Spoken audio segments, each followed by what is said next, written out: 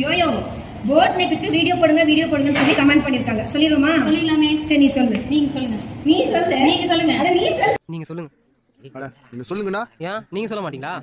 Boat neck பொறுத்த வரைக்கும் ரெண்டு கண்டிஷன் தான். ஃபர்ஸ்ட் கண்டிஷன், இந்த ஷோல்டர் ஸ்ட்ராப் வந்து ரொம்பவே சின்னதா தான் இருக்கணும். ஒரு 2 இன்ச்ல இருந்து 2.5 இன்ச் வரைக்கும் வச்சுக்கலாம், நம்மளோட பாடி டைப் பொறுத்து. செகண்ட் கண்டிஷன், நெக் க்ளோஸா இருக்கணும். 3 இன்ச்ல இருந்து 4 இன்ச் வரைக்கும். வரைஞ்சிடலாமா? வரைஞ்சிடலாம். ஷோல்டர் ஸ்ட்ராப்பும் நெக் ஹைட்டும் வரைஞ்சதுக்கு அப்புறம் போட் நெக் இப்ப வரையலாம்.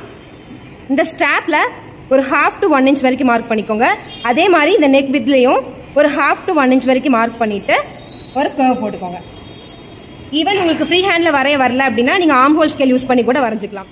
இது ரொம்ப க்ளோஸா வந்துச்சுன்னா வி நெக் மாதிரி ஆயிரும். ரொம்ப வைடா வந்துச்சுன்னா பா நெக் மாதிரி ஆயிரும். ஸோ இந்த மெஷர்மெண்ட் நீங்க மார்க் பண்ணி போட்டா மட்டும்தான் போட் நெக் மாதிரி இருக்கும்.